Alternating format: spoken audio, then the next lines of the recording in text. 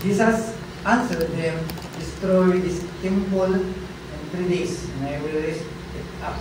Manalangin po tayo. Salamat po Diyos sa salita mo na aming natamayan sa pagkakas ito. Limos po po namin ang tulong ng banal na Espiritu na pagpalain ang aming mga patinig, lalo na po Diyos ang mga tinakda po ninyo para sa pagkakaroon po ito na nangangailangan po ng magandang balita sa oras na ito. Salamat po at pagpalain po ninyo ang aming pag-aaral ng salita. Ito po ang dalangin sa pangalan ni Jesus. Amen. Right, so meron akong itatanong na siguro may mga nakita na po tayo with this mga building na kung saan ang kanilang mga pundasyon ay solido, no? At hindi pwedeng ugayin ang mga ito. And then habang tinitignan po natin ay bigla silang nagiba. Right? Na hindi natin sukat nakalain na magiba po ito. May mga pangyayari at ito po ay matagal na.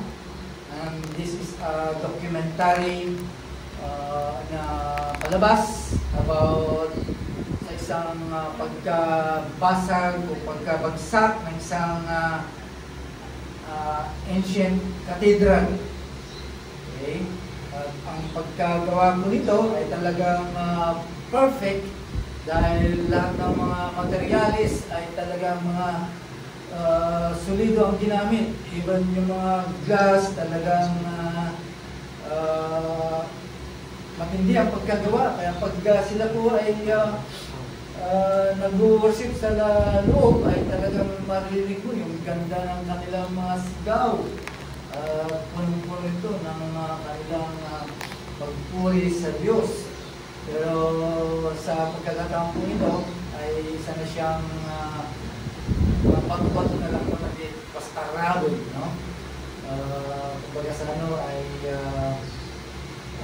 yung mga pillars niya na kung saan mga pundasyon niya ay mga may crack na. Okay? Kinukuhan na ito ng mga kung anong klase ng tanim.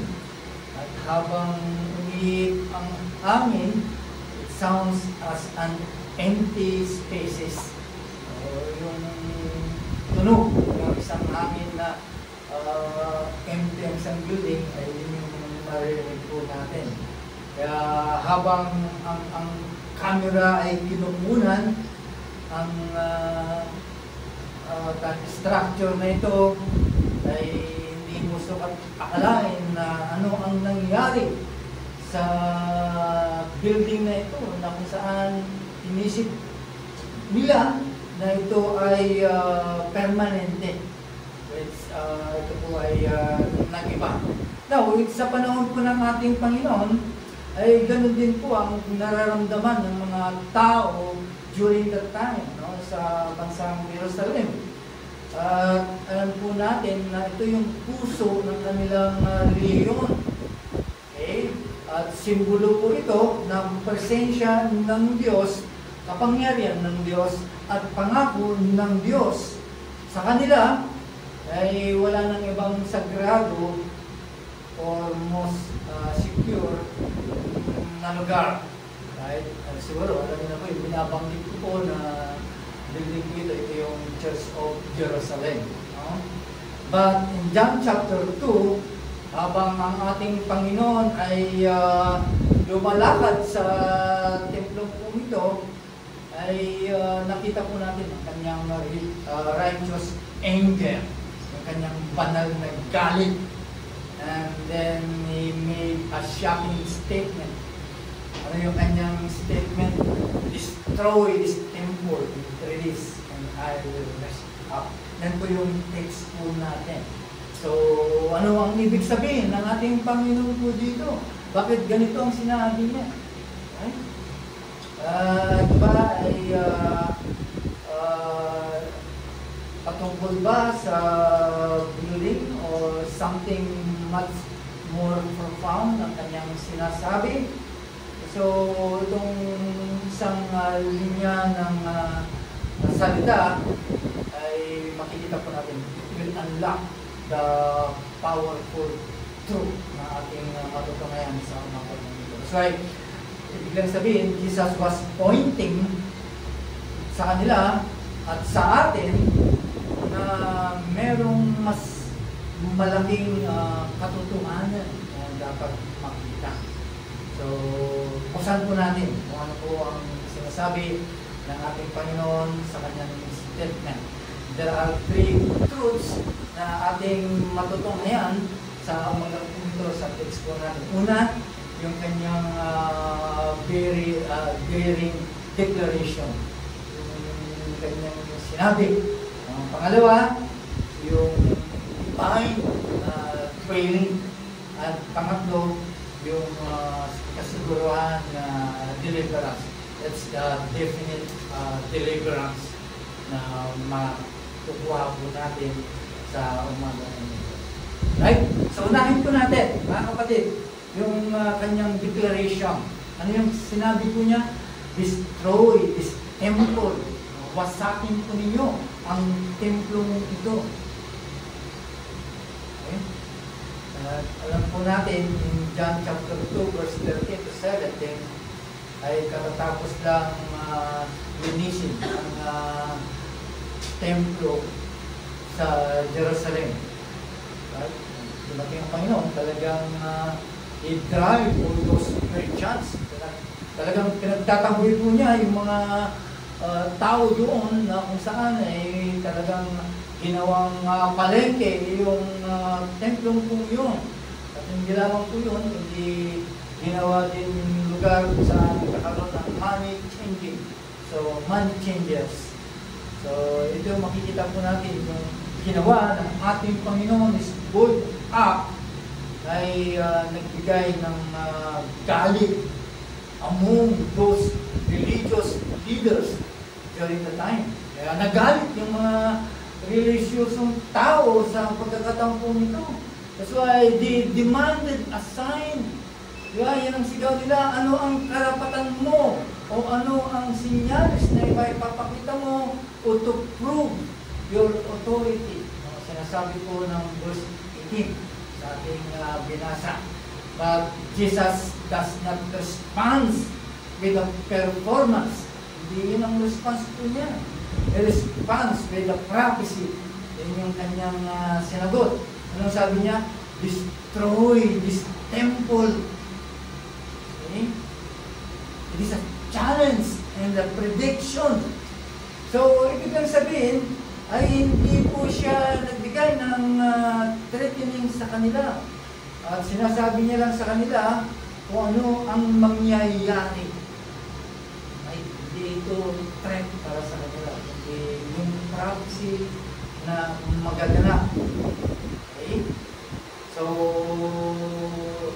madaling salita, na mangyayari po doon ay anong nangyari nga. Kung saan ang ating Panginoon ay hindi lamang po siya i-mark, hindi lamang po siya inakbit, kundi ipinago ang ating Panginoon. Right? At yan po ay makikita po natin sa Acts chapter 2, verse 23 as our first reference. This man delivered up by the definite plan and for knowledge of God. You crucified and killed by the hands of lawless men.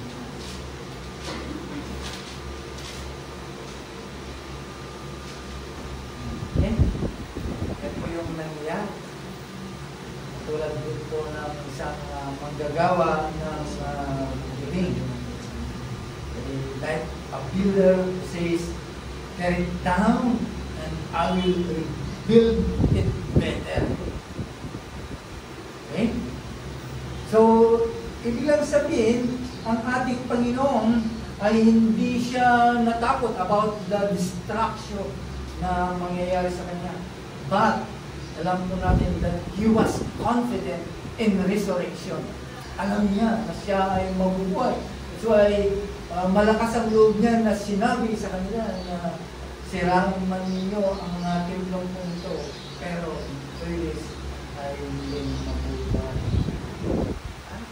Kaya makikita po natin dito, when the enemy threatens to tear down your peace, mga kapatid, halimbawa may mga gustong malaban sa inyo, kaaway ninyo mga tao bilang mga Kristiyano, when the time comes, threatens your peace, your faith, and your future, tandaan lang po natin mga kapatid, nothing is destroyed outside of God's permission. Hindi yan papahintulutan ng Diyos. Kahit amunin ka pa, kahit pagbantaan ka pa, hindi yan mangyayari unless bigyan po ng Diyos. Biglang sabihin, nothing stays down in Jesus' plan. Pag pumilos ng Panginoon, kaya po niyan ibalik ang bagay. Kahit ang buhay. Pangalawa, it is a divine dwelling. Ano sabi po dito? This temple. Okay? Ang templong po ito. At sinasabi ko ng John chapter 21, when Jesus referred to this temple, sino ang pinatutungkulan niya po dito? Ang kanyang sarili.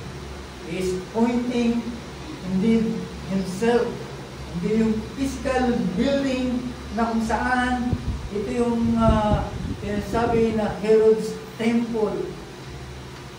Okay? Na kung saan ang nakikinig sa kanya, those listeners would have naturally assumed na kung maintindihan po nila ito, because this is a very significant, nakakala po nila yung building po yun ang pinapatungkulan ng ating Panginoon, pero yung kanyang sarili ang kanyang sinasabi po dito. Okay? Hindi yung templo na kung saan ay nandun yung mga nag-observe, mga pari o sino man ng mga leader na nandun, na kung saan ginagawa po nila yung kanilang mandato bilang mga priest. So, ang pinapatungkulan po dito ng Panginoon, this sacred dwelling place of God. Sino ang ating Panginoon? Okay? At dito po natin nararanasan kung saan ang presensya ng Panginoon, the moment we worship, right? Kapag nandito tayo sa simbahan, as we worship Christ, ay nararamdaman po natin, na-experience po natin intensely yung presensya ng ating Diyos. Kaya makikita po natin, although that time was temple, nakita po natin, ginagawa po nila yung kanilang mandato to offer a sacrifice for atonement. Pero ginamit po ito ng ating Panginoon. So ay radically na sinabi po niya yung kanyang statement. Right? So, ibig lang sabihin, hindi na yan nakatira ang Diyos. We have now the new dwelling place. It is the Son of God. No? Kaya, sinasabi ng Panginoon is not simply that He was build a new structure, but the fullness of God's presence reside in Him. Kaya sa ating Panginoon mismo, makikita natin yung kapunuan ng presensya ng ating Diyos sa persona ng ating Panginoon. Okay? Directly and personally. Okay? Yung kanyang katawan, the incarnate Word, becomes the true temple. Yan po yung sinasabi ng ating Panginoon. This is the temple This is the place when God and man meet together. Sa pamamagitan po niya, sa pamamagitan ni Kristo, makakalapit po tayo sa Diyos. Kaya nagkaroon ng shifting from the Old Testament. Naalala nyo kung saan yung veil na nahati nung siya ay nabayubay sa krus. Yun. Binuksan. At sa pamamagitan niya, Diyos, makakalapit mo tayo sa ating Diyos. Yan yung kanilang sacrificial system during the time. At yan ay nampago sa pamamagitan ng ating sa kanyang katawan, sa kanyang kamatayan, he fulfills the rule of the temple. Siya mismo ang gumanap. Na kung saan ang mga priest nakakalapit lamang po doon. Pero after mahati yung kortina po yun, we have now direct communion with God, possible for all who come to Him. Makakalapit ka na sa Diyos. Those who want to come to God, sa pamamagitan ng ating Panginoon. Kaya makikita po natin, itong declaration ng ating Panginoon, it foreshadows His death and resurrection. Ipinapakita po dito yung kanyang kamatayan at muling pagkabuhay. Yung kanyang statement na gano'n, na yung pagkahati ng kortinang iyon in the temple and His crucifixion, it symbolized the end of the old system. Kaya tinatapos na yung sistemang luma, kung saan ang presensya ng Diyos ay hiwalay during that time. At yan ang umaharang, yung makapal na kortina po yun. At umaharang para hindi makalapit ang mga tao. But now, Jesus' body, when body of Christ broken in the cross, yun yung tinatawag na bagong kortina. Kung yung sa Old Testament, literal na veil po yun. Now, sa New Testament, mismo yung katawan ng ating Panginoon.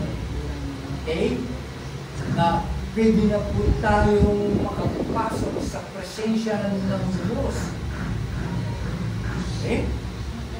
Making this divine dwelling, it is accessible to all who believe. If you are a believer in Christ, you have now the access. Meron ka ng karapatan na lumapit sa Diyos. Sinasabi po yan sa John chapter 1 verse 14. The Word became flesh and dwelt among us.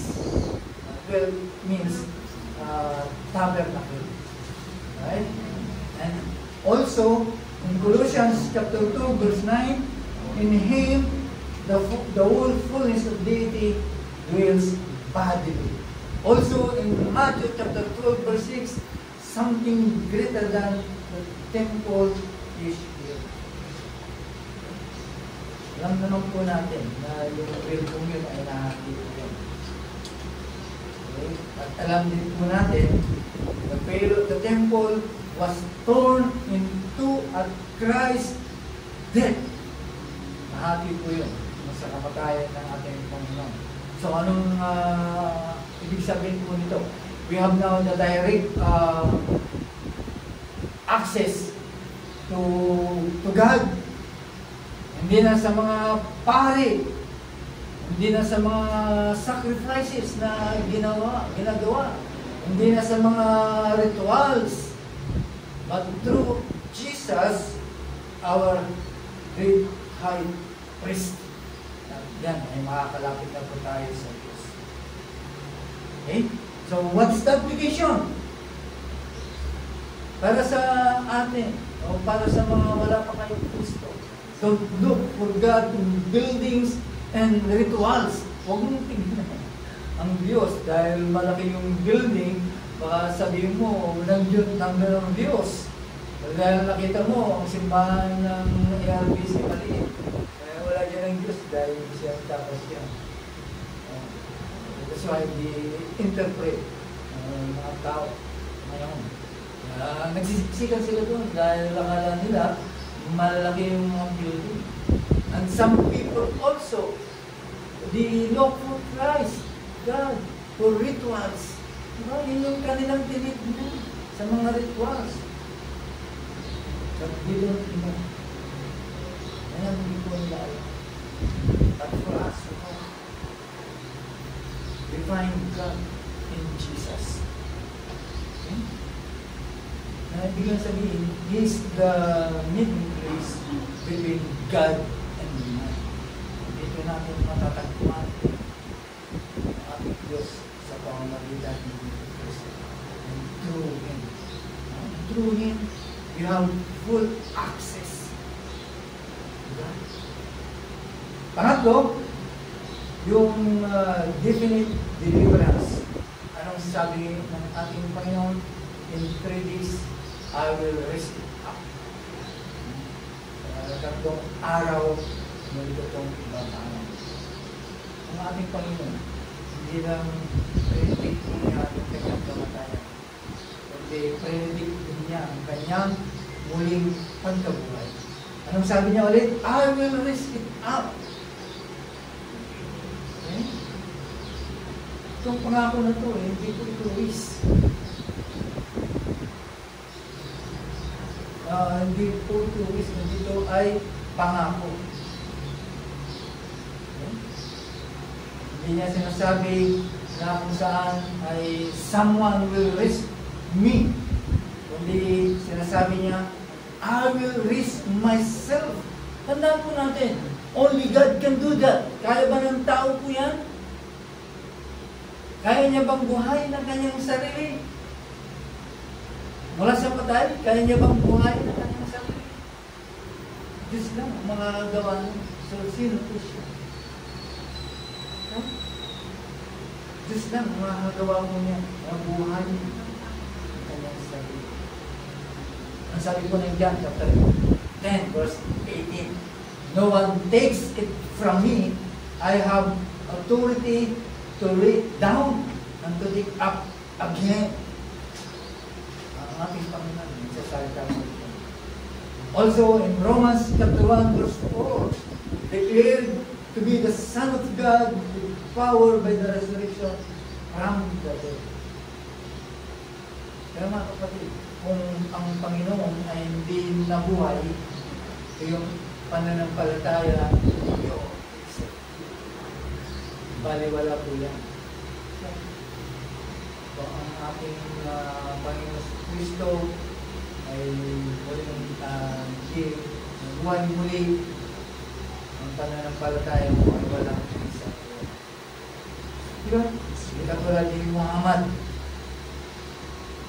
ay nananatili pa rin sa libingan. Like si Buddha, nananatili pa rin sa libingan. Si Confucius, gano'n din. Sa libingan pa rin. Pero ang ating Panginoon, empty ang kanyang pinaglibingan. Okay? That's not a religion. That's a resurrection. Mga kapatid, itong mga religious leaders na to, napakinggan po nila, but they miss the message. Napakinggan nila, talagang harap-harapan. Harap nila ang Panginoon, pero hindi nila nakuha yung mensahe. Bakit? Biglang to their structure. Tumingin sila sa kanilang ginawa na templo. Dahil akala nila, doon nila matatagpuan ang kanilang inaanan. Hindi nila nakuha yung mensahe. Anong nangyari? Sila ay napahamak. Ibig ibig sabihin, they lost their Savior. Hindi nila nakita ang kanilang tagapagligtas. That's why ang hamon, huwag mong gayahin. Don't make this mistake. Baka tumitingin ka pa rin sa mga bagay na structure or any rituals. Baka doon pa rin tumitingin sa mga tao. Tandaan po natin, ang ating Panginoon si Kristo ang tunay na templo na muling nabuhay. Na ibig sabihin, sinisigurado that God is with us. That's the sign na ang Diyos ay nasa atin. Ano po yun sa mga bagay, kung ano man ang malakatidral man ang tinitignan mo para doon ka pumasok. Wala po. Ang pinakasinyalis na makikita mo ay ang ating Panginoon Hesus Kristo.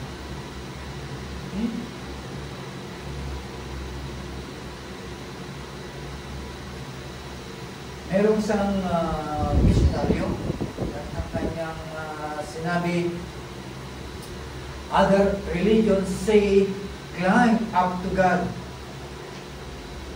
Okay? But in Christianity says, God came down to you and rose again to bring you home. So, how we apply this message sa atin sa oras po ito. Una, ibaling mo yung sarili, shift your focus from ritual to relationship. Halitan mo yan. Hindi makakapagdala sa iyo. Sino ka man na nakikinig, wala ka man kay Kristo.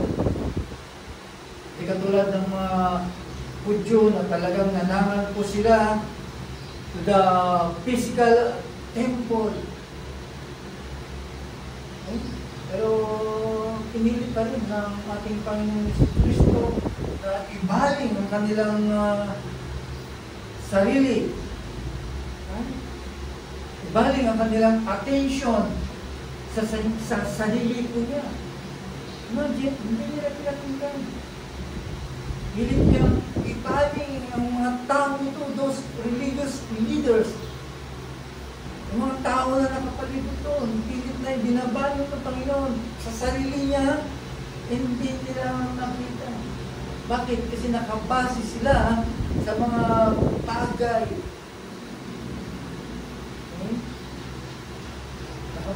Nakabase sila sa mga religious routine and sacred buildings.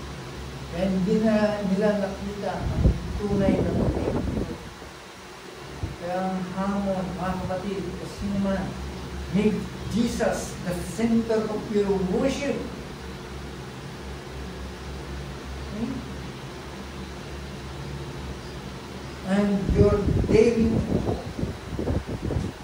seek intimacy with Him, not just activity for Him.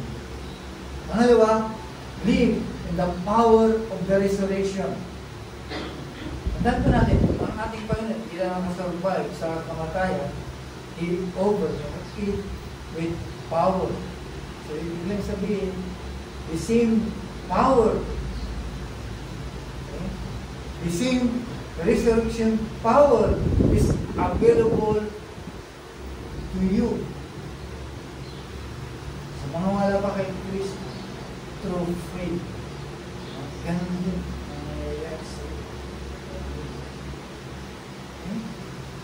Thus, stop living in fear of defeat.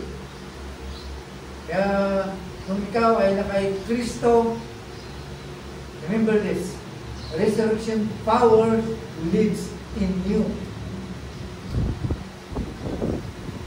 Ikaw ay nakay Kristo, yung kapangyarihan ng kanyang pagkabuhay ay nasa iyo. Ayun ang sinasabi ng Romans chapter 8 verse 11. Nasa iyo. Kung ikaw ay nanghihinaman, harapin mo. Face those temptation, trials, and tough decision with confidence because Christ is risen. Okay? Pangatlo, respond with faith and repentance, not rejection. Until now, nare-reject mo pa rin si Christ. E dapat mag-response ka ng pagsisisi at pananampalataya. When Jesus gave the sign of His death and resurrection, yung mga religious people, nagkulasan, nag-alisan, they dismiss themselves. Why? Because they cling to tradition and self-righteousness. Kaya naman tayo sila dito.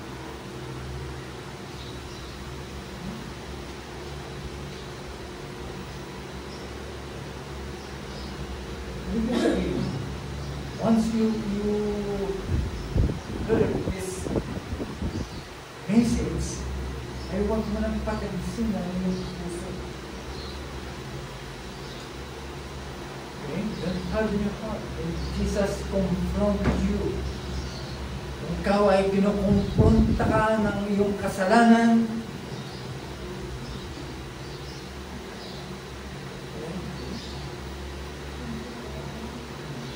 kung ikaw ay kinukonsensya ka ng iyong mga kasalanan, tandaan mo, ang kanyang kamatayan at ang kanyang pagkabuhay ay yun ang solusyon. Ibig bang sabihin, He demands a response. What's your response? Ano dapat magiging response? Sa sino man, turn from sin and trust in Him bilang Panginoon at bilang tagapagligtas. Yan ang totoong mangyayari sa mga nagnanais at naniniwala kay Kristo. The true transformations begins kapag ikaw ay naniniwala kay Kristo. At yan ang mensahe na dapat tignan. Ikaw ay wala ka mang pananampalataya kay Kristo, don't scream, don't cry. Baka yun pa rin. Or baka nandito ka sa simbahan, yun pa rin ang hinahanap mo. Baka hindi ka pa rin nakakasiguro. Katalunin mo pa yung mga Pharisee o yung mga religious leader. Mga religious leader na ngayon, mga magagaling na yun. Mga magagaling sa Biblia. Right? Pero, they missing. They miss the Savior. Pinakawalan nila ang kanilang tagapagligtas during that time. At nasa harapan na nila. Kasi nakatingin sila sa mga bagay na kung saan akala nila yun ang pagliligtas para sa kanila. Manalangin nila. Maraming salamat po Diyos sa mensahe na muling dumaan po sa amin. Dumaan po ang gasgas na mensahe, pero Lord, panibagong revelation na binigay niyo po sa amin. Kung saan nakita po namin ang katotohanan ng Christ Himself ay mismo ang kanyang sarili ay inilalapit niya sa mga tao na nandun, but they deny it, they miss it, ayaw nila, mas gusto nila Panginoon kanilang paniniwala na kung saan magkakaroon po sila ng kaligtasan. At Lord, salamat po sa pagkakas. Piniyayan niyo po kami ng tamang pananampalataya, pananampalatayang nagliligtas. At maraming salamat po, Panginoon, dahil sa biyaya mo po, Diyos, ay natunghayag po namin tunay ng templo kung saan ang aming Panginoon Kristo. Sa pamamagitan po niya, we have now the access para makalapit po kami sa Diyos. Oh, what a privilege na ibinigay niyo po sa bawat mananampalataya at bawat naniniwala kay Kristo. Aming salamat po, Diyos, sa mensahe na aming nagpapalangin sa pangalan ng Jesus. Amen. Amen.